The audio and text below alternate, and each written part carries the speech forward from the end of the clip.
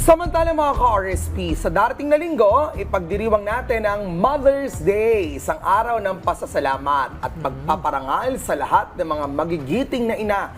Ngunit sa kabila ng saya, may mga nanay na nahaharap sa isang seryosong hamon pagkatapos manganak.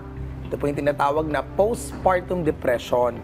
Isang kondisyong madalas ay hindi agad napapansin, ngunit may malalim na epekto sa kanilang kalusugan. At ito nga, Prof. P, upang pag-usapan ito ng mas mabuti, makakapanayan po natin ang psychiatrist sa si Doc Lovey Hope Go Chu.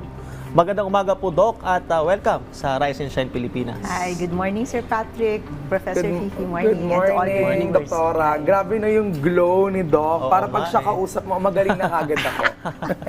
Pero, Doc, we wanna know, ano po ba itong postpartum depression? And syempre, may mga tinatawag din tayong baby blues Yeah. kapag pagkapanganak. Tell us more, what's the difference between the two also? Oo. Well, you have to understand, no? There are a lot of changes sa katawan ng babae kapag nanganak. Definitely, yung mga hormonal changes, nagpa-fluctuate lahat ng mga hormones na yan. Okay.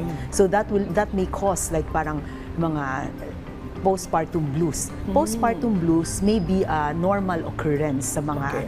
pregnant. I remember when I was pregnant, when I just gave birth, bigla na lang parang wala, bigla ka parang medyo maiiyak ka na lang, awang-awa ka sa lahat ng tao, That was normal and that lasted for like maybe a few minutes.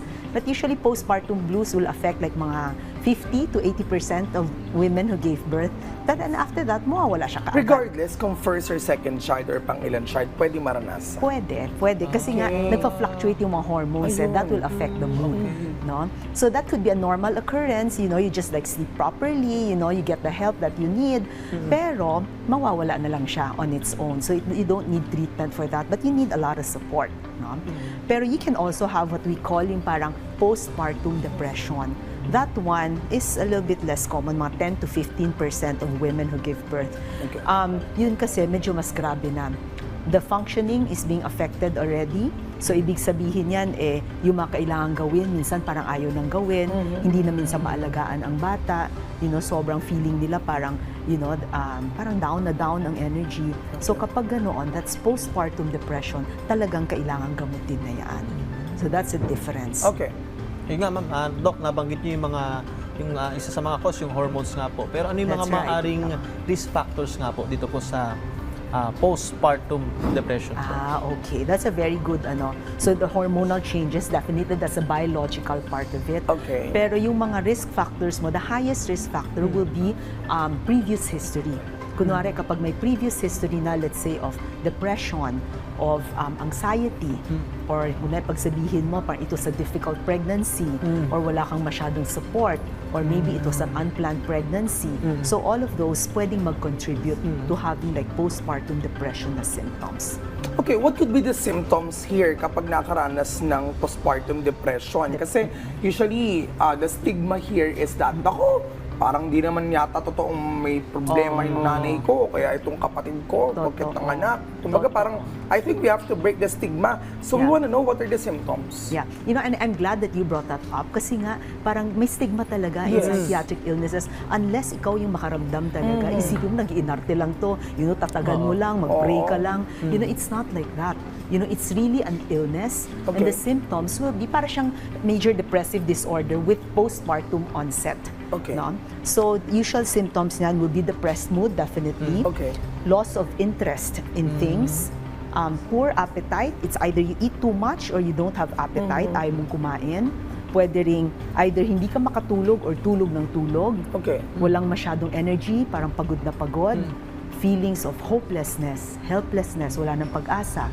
Or parang inappropriate guilt, lahat na lang kasalanan ko, dapat ganun, And syempre, ang worst of it is pag nagkakaroon na ng mga thoughts of dying or mga suicidal thoughts.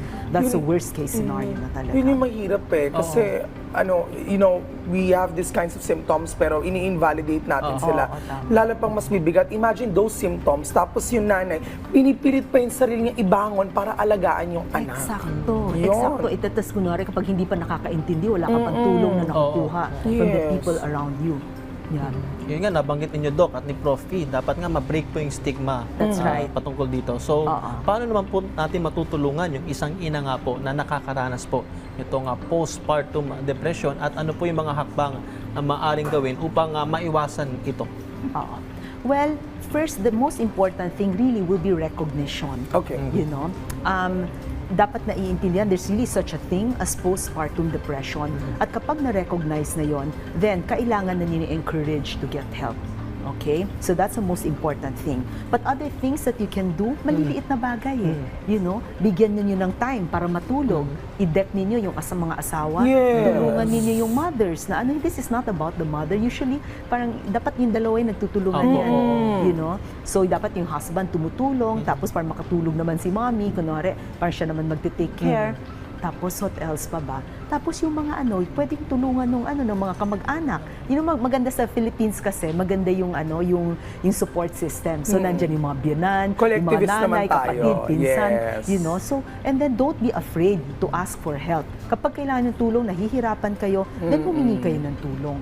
You know, so that's really very important. Doc, ano po ang mga paraan o treatment options? Kailan dapat lumapit sa doktor for professional help? Well, treatment options, that will depend on how bad the depressive symptoms are. Okay.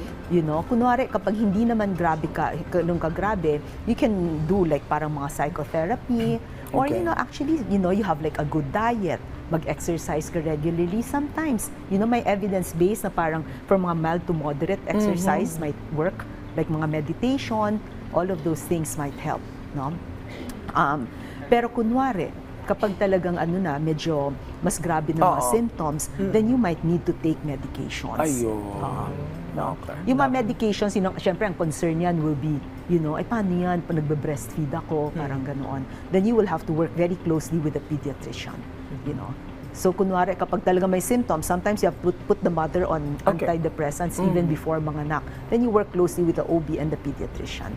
Doktora, syempre alam Ayan. ko, possible na naranasan mo to nung ikaw ay pinanganak ang iyong mga anak, of course. Pero more than that, ay pinagdiriwang natin in Mother's Day ang iyong galing. Hindi ka lang nanay sa mga anak mo, nanay ka sa mga pasyente mo. Thank you so much sa pag-save sa maraming mga Thank pasyente, you. mabuhay ng mga tao. Happy Mother's Day po, ma'am. Nice. Thank you sa akin. Ito, kala ko Walang siguro my birthday. Happy Mother's Day po Mother's nakalagay Day. dyan. Thank you. Ayan, sabi Yes. Happy Mother's Ayan. Day nga. He deserves some Thank sweets you. for Mother's Day. Ay, papakita ko raw. Oo. Ayan. Kay Doc Lovie, yan. Ayun, no? Happy Mother's Day po, Doc. Ayan, ganun. At maraming salamat nga po, Doc Salamat. Lovie Hope Go Chu, sa inyong oras at sa napakahalagang impormasyon nga po na inyong ibinahagi sa amin ngayong araw. Thank you. Thank you so much, Doc Thank you, Doc. Lovie. Happy Mother's Thank you. Day.